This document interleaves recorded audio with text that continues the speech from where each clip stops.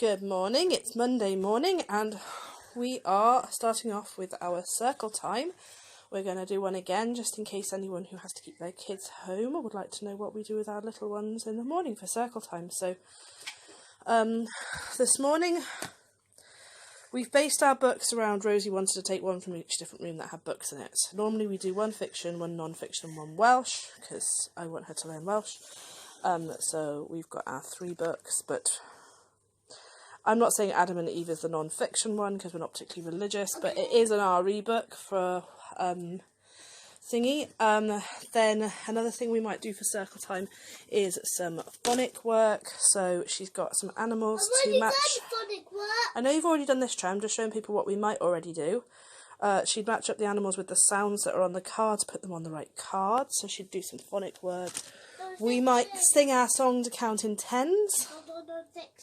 We might do our calendar clock, which is down there, which gets her to identify numbers for the date, the day, the month, the time, the weather, what time of day it is, and the season.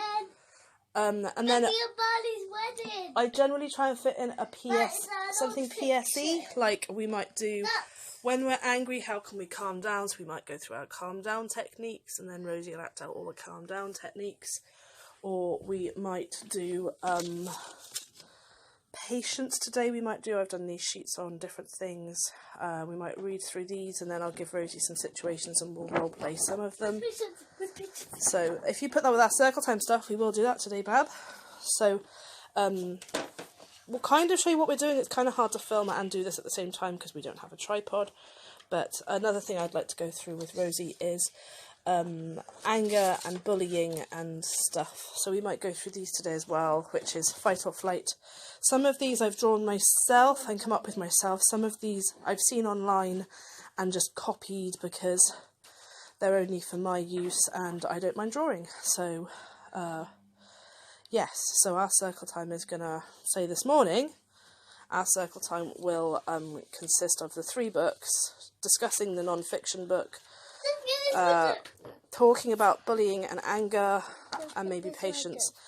Rosie is now adding to it. We're not going to do the India thing, but we might look at our atlas and look at some of the countries in Asia we haven't looked at yet, because we were doing an around the world project and it kind of ground to a halt because we both lost enthusiasm for it. So we might pick it back up now we've had a couple of weeks child-led and just see what else is in Asia. We just might not go into a depth of it, as we have some of our other countries.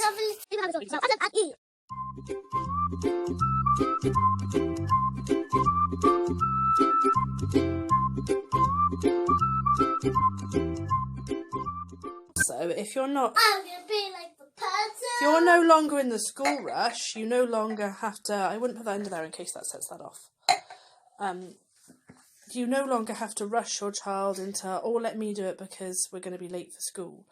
You can actually have the time now to let your child practice their life skills, like brushing their hair and cleaning their teeth and dressing themselves, depending how old they are. So the littler ones that might be being scurried off to nursery first thing in the morning now have time to practice some life skills. Rosie is practicing brushing her hair. Don't forget to put a video on for me. I have got the tangles out though.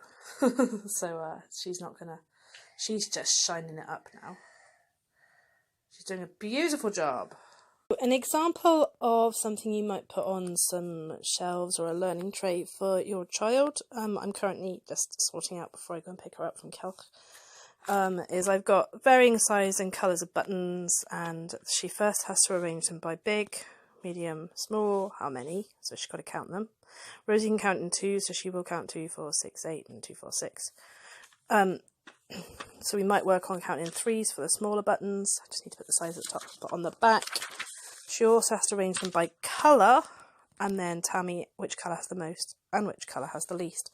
All I'm going to do is pop both these things in here in a tray, pop them on her shelves and wait until she notices them, and then I'll help her if she needs helping, because she may not.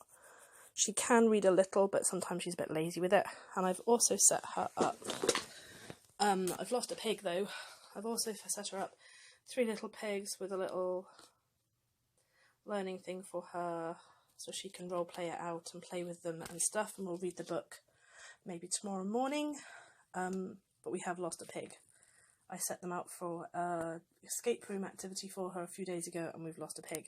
So yeah, learning shelves is basically find or get a shelving thing for your room, or one of those cube things with the 4 different things, and you just buy a few little trays, put some activities in, and the invitation to play for us, I don't force it. Rosie is free to do these as and when she wants. If you want more structure, you just say, as long as we get it done at some point today, we can do that.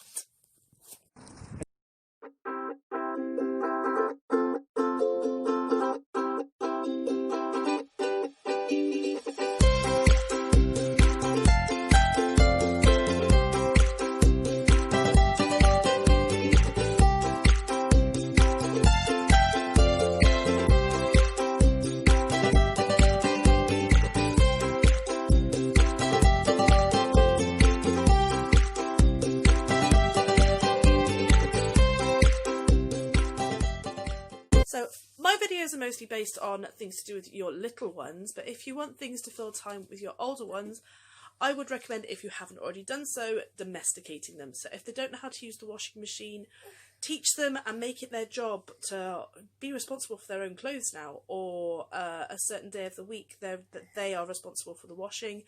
If they're old enough to make a meal, do some home ec with them, and that they're responsible for picking, prepping and planning, cooking a meal 1 night a week or 2 nights a week if they enjoy it. Maybe a garden chore or something that you hate doing, cleaning. Just when kids are at school, they don't learn what goes into running a house, so when they grow up, girls naturally just watch their mothers do it anyway, but boys, they got no clue how much goes into actually running a house, and help them. They can help do the shopping list, they can help budget. So we've got this much, we need this, this, this and this, we've got this much left, what can we get this extra this week? I would but sites like Twinkle do go up all the way up to Key Stage 4, and when Rosie's older, or how I know a few people do it, is they have a tray that they put like an English book and a maths book into, maybe from Wilko's or Home Bargains, where they just mark a couple of pages, and just they either, depending on their child, they either say, as long as you get it done at some point today, I don't mind when you do it. Others have to negotiate and say the computer doesn't go on until you've done your chores and your schoolwork, your computer doesn't go on. Computers can be used for learning, but we don't want our children to turn into senseless, mindless, computer addicted zombies during any time where they may be forced to be home with us. This includes the summer holidays. It's the perfect time to domesticate them and teach them some realities of life and responsibility for, like, make them a functioning member of the household, not just a lodger that doesn't have to pay any rent. So yes,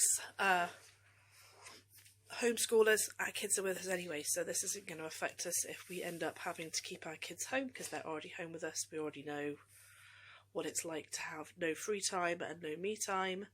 I think that's going to be the hardest part for most of the parents that are used to sending their kids off to school, is you don't get any time to yourself when you have to homeschool. We electively do it. Rosie's not even school age yet, so good luck to everybody, and hopefully some of these ideas have helped. Our next video will be on Saturday, and I'm going to base it around some books. For now, it's Ta from me and Ta from the Rosie Bear.